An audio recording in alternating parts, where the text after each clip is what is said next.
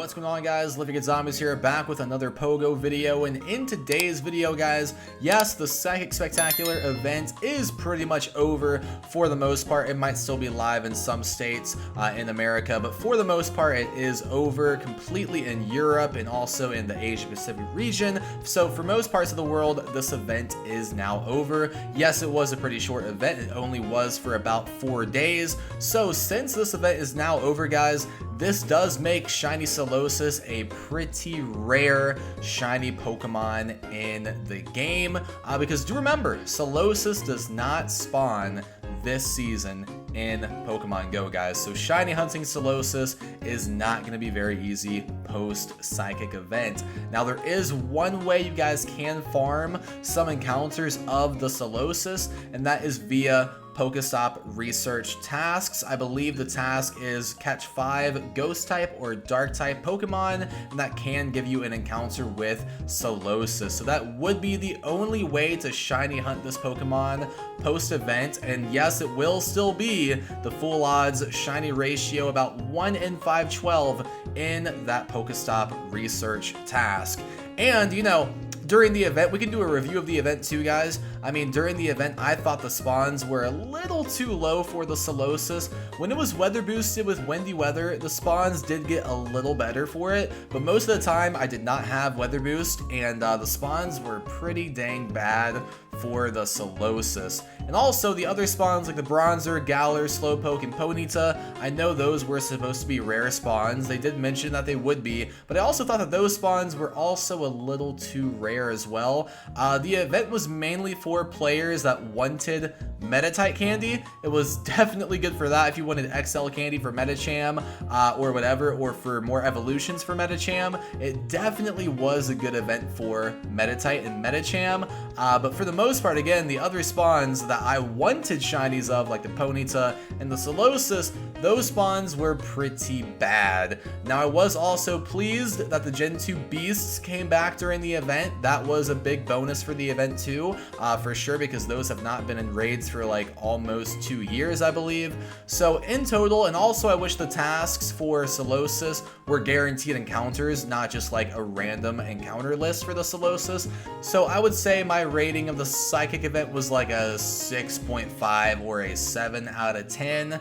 Wasn't really the craziest event. It wasn't the most hyped event. It was okay for the most part, but again, I wish those Solosis spawns were better. But yeah, if you did get the shiny Solosis, guys, you are very, very lucky, because that will be a pretty rare shiny for the remainder of the season, because I doubt it gets featured for spawns anytime soon before the next season in the game. So yeah, you guys are definitely lucky. Now let's talk about, guys, what is to come in this next week in the game.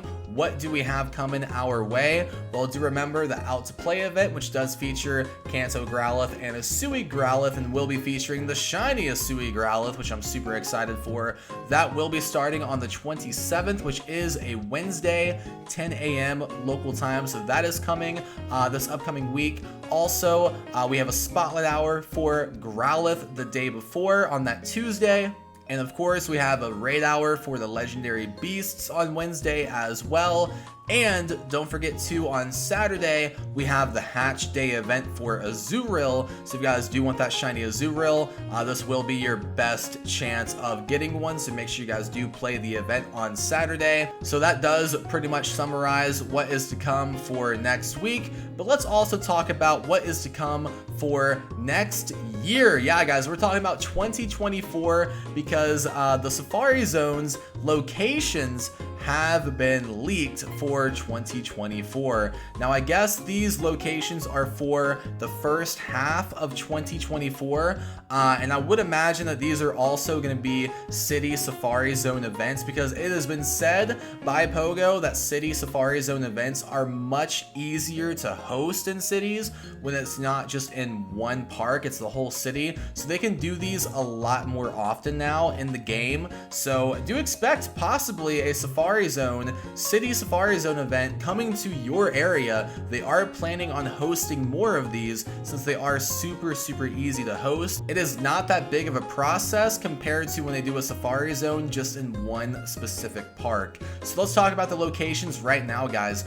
Location number 1, this is one of my favorite spots for Pogo. I'm super excited for this country getting this awesome Safari Zone, and that will be in the country of Brazil. We are talking about Sao Paulo, Brazil. Yes, that is going to be getting a Safari Zone later on in 2024. So super excited for the player base in Sao Paulo. Very happy for them. Such a good spot for the game. Now, second spot, we are going to Taiwan, guys. Yes, the city of Tainan, Taiwan is also getting a Safari Zone in 2024. And the third location, guys, this one's probably a big one too. We are going to Australia for location number 3.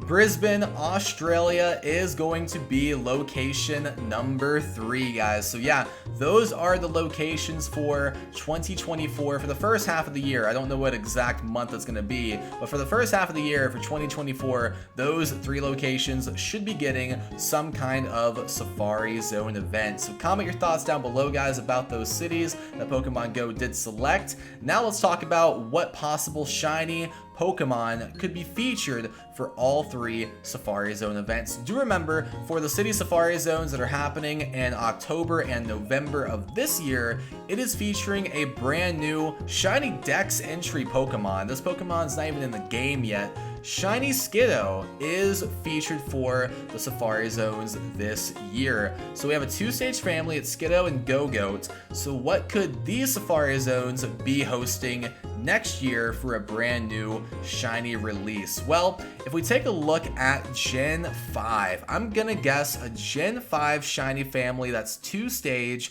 I think there's only one 2-stage family in Gen 5 that we don't have yet, and that is Shiny Ducklet family, okay? But yes, Ducklet is already in the game, so this won't be like a big Dex entry as well, but it will be a shiny release. So one of my guesses is the Ducklet family for these City Safari Zone events, or because I don't think there's anything left in Gen 6 that's a 2-stage family besides the Skiddo and the Go-Goat. So I went to Gen 7, and for Gen 7, possibly, I mean, it could be the Shiny Mudspray family, 2-stage family. Don't have them in the game yet, so that's one option right there. And now there are a few other 2-stage families from Gen 7 that we have in the game already that it could be, like the Crab Brawler, Sandy Gas 2, Cutie Fly as well. But my main guesses are the Mudspray or the Ducklet. Those are the 2 shiny families I could see dropping for the Safari Zones in 2024.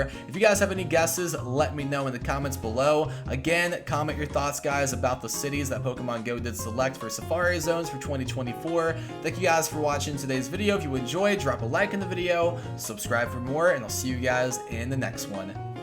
Peace.